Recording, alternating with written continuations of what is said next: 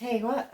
Have you ever heard of a monkey trap? No, I haven't. So monkey trap, they actually also use them for raccoons, is a not, it doesn't hurt the monkey or the raccoon. It's just a small hole with spikes that point downward and inward.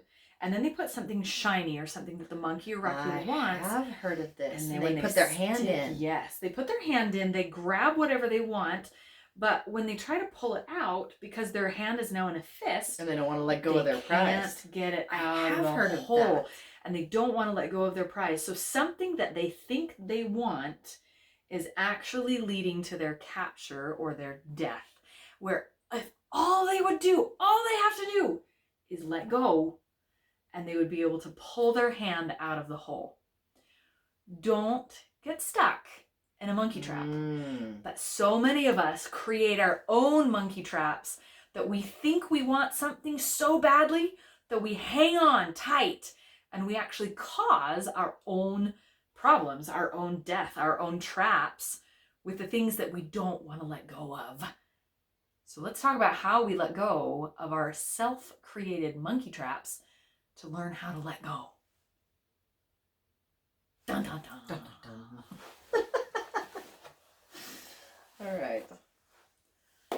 All right, so we don't want to be stuck in a monkey trap. No. We want to be able to learn how to let go of something that we think is valuable and we think is important and that we think we want, and learn how to let go of it, and not just let go, but be happy doing that. I mean, isn't that the whole point of HomeBod, is to learn how to make our home, our head, and our health happy. Okay, we want to learn how to let go. So there's an old, well, I shouldn't say old, there's a feng shui saying that says in order to invite the new in, you have to actually physically create the space for it.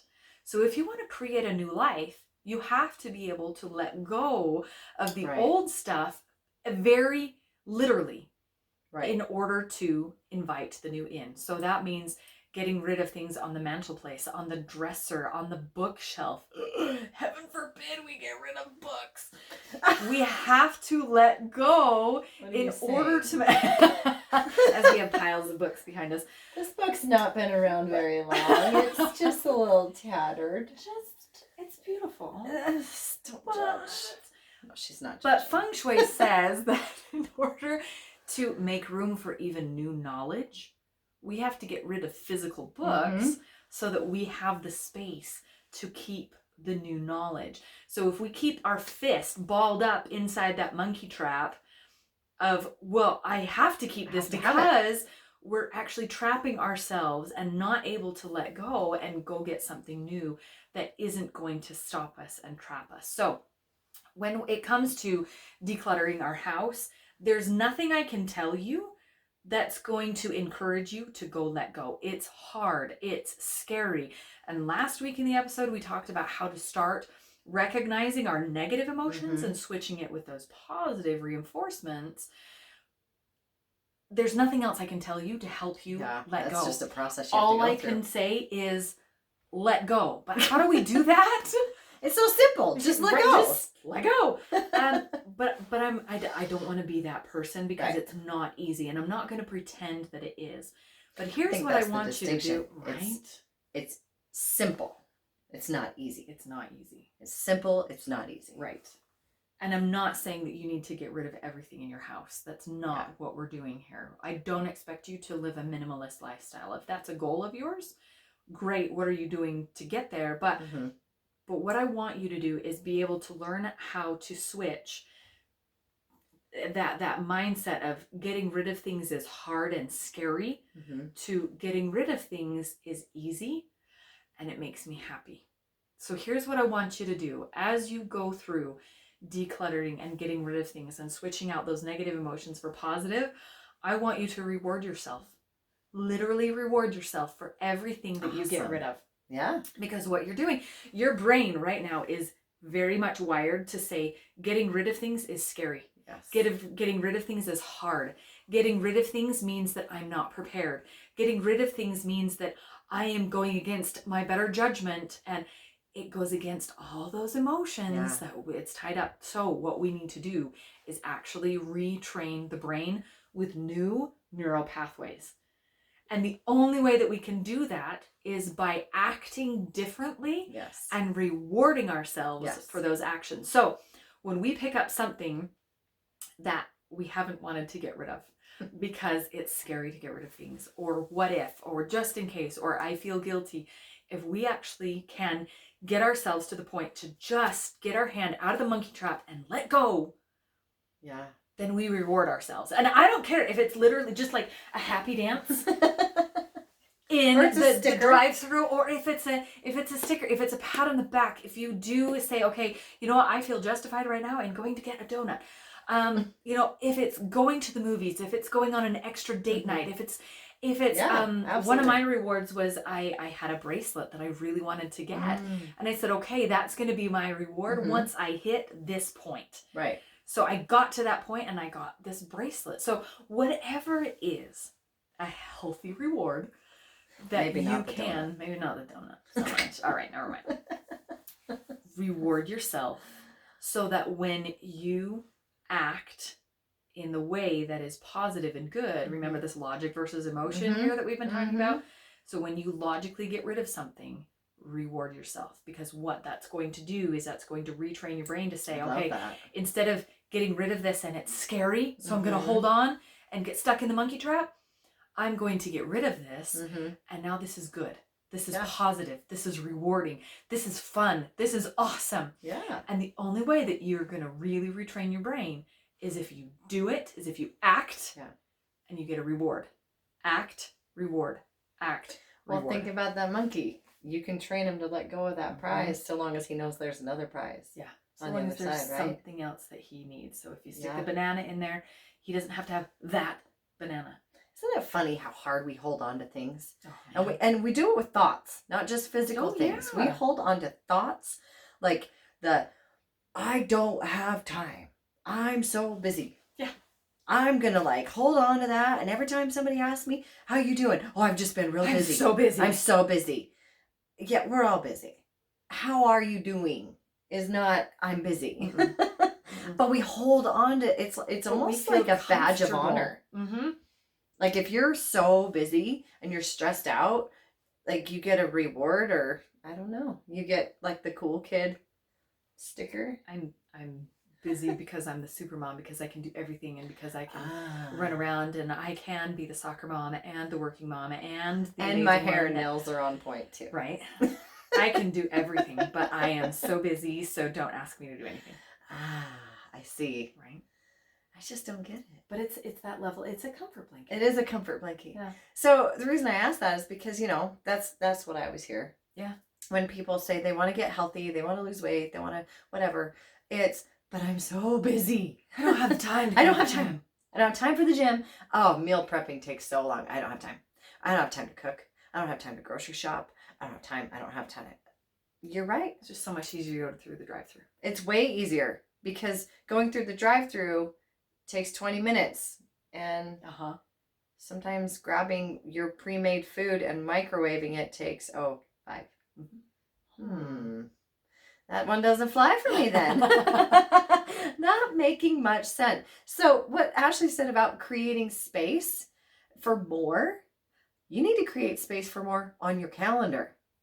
You need to look at your calendar and say, okay, I'm so busy. Where can I create some space? And just like you eliminate things off the mantle, you eliminate things out of the closet, you're going to eliminate things off your calendar.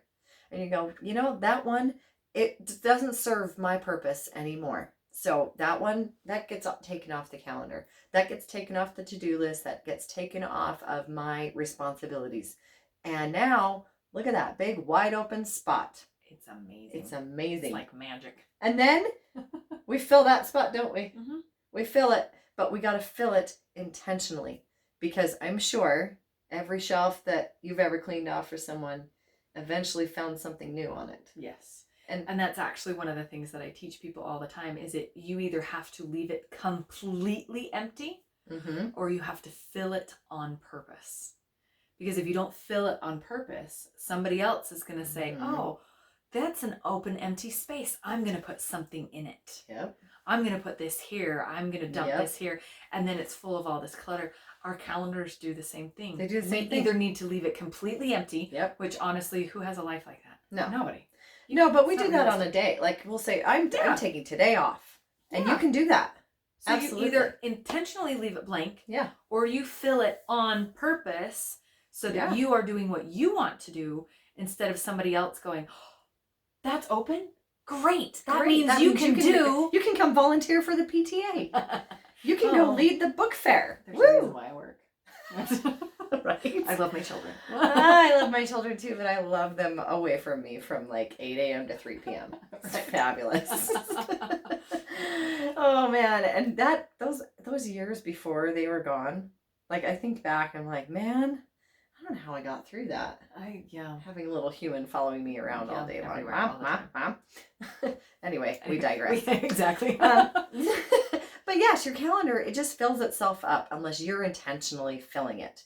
And a lot of times we get overwhelmed with the idea of, oh, it takes so much time. I got to find so many hours during the week to work out. And then it's not just the workout. I got to change my clothes. I got to shower. I got to get all my stuff. I got to drive to and from the gym or whatever it is. And so then we just, in our heads, we compound this thing to be a way bigger chunk of time than it needs to be. And we try and fit it in that hole and we go, oh, see, no, Doesn't work. Doesn't work. I guess I can't exercise. When really, if you chunk it down and you really take some time to think about it and move things around and manipulate your calendar, you can find those little pockets. There are 10, 15-minute pockets all through your day that you can use for things like listening to a podcast, reading a book.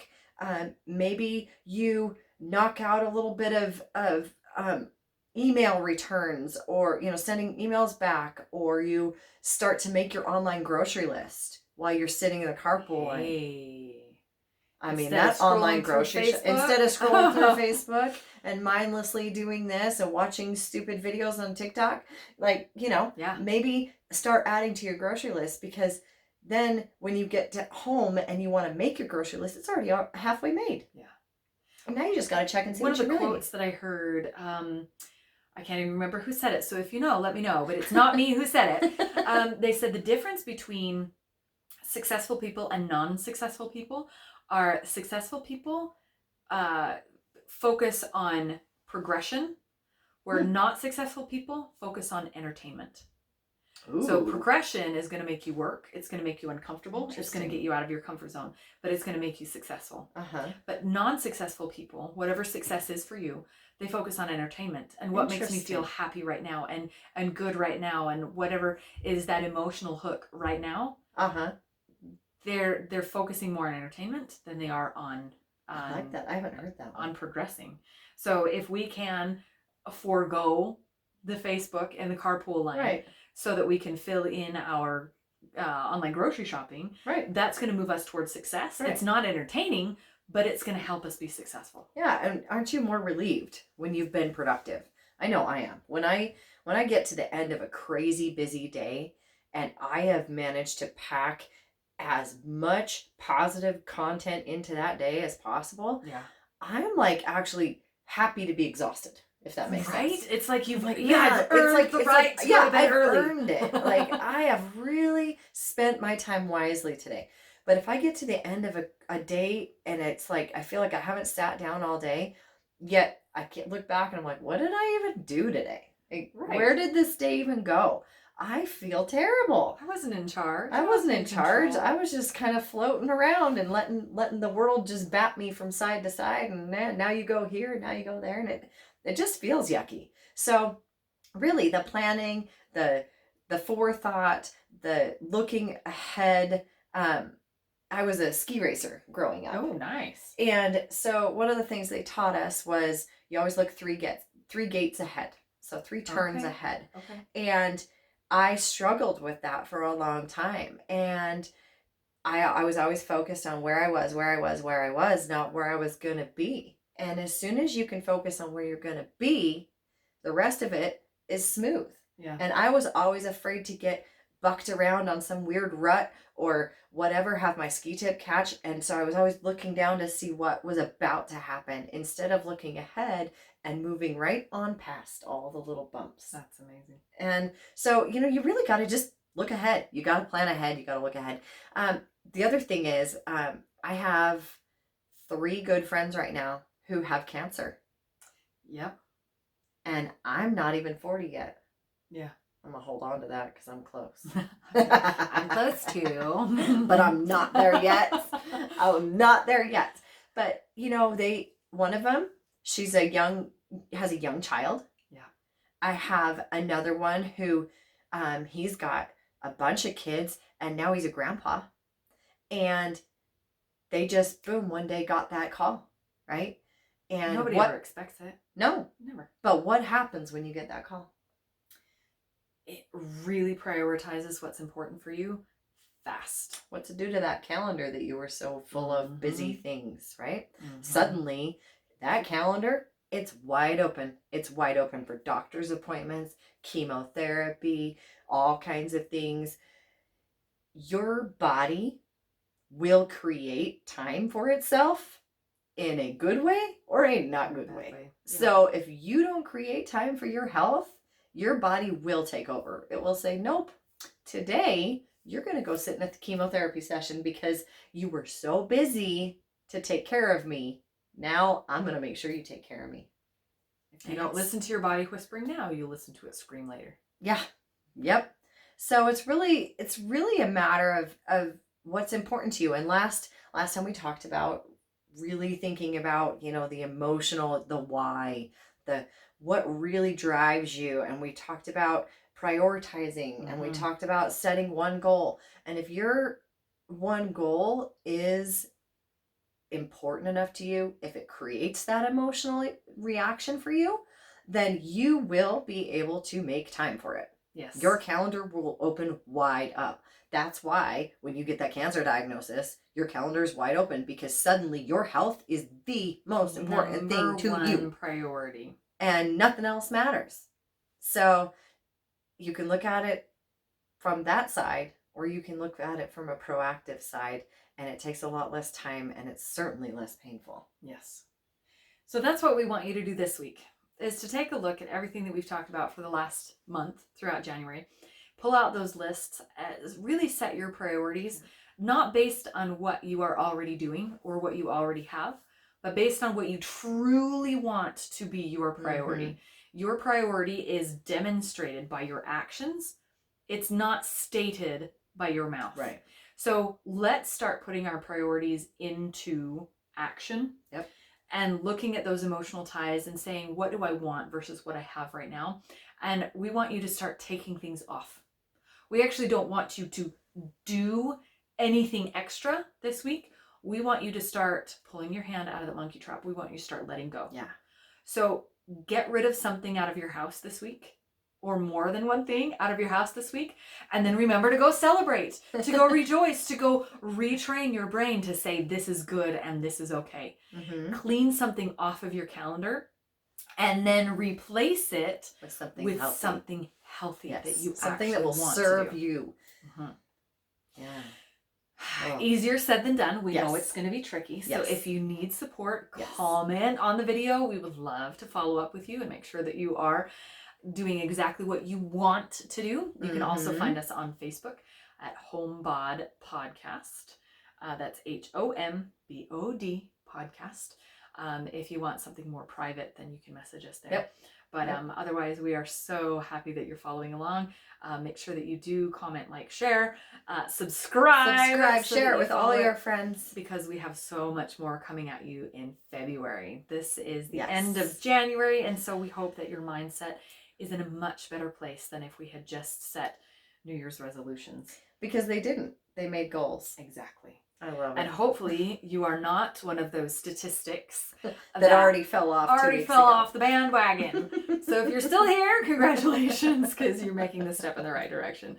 So remove something this week, both physically make space and off of your calendar, so that you can make space for what you really want to do based on your priorities, instead of just being reactive to what you already have and saying, I don't have time. Yep. Because all you got is time. We all have the same 24 hours. Exactly. All right. February, here we come. Deep breaths. Awesome. We'll see you next week.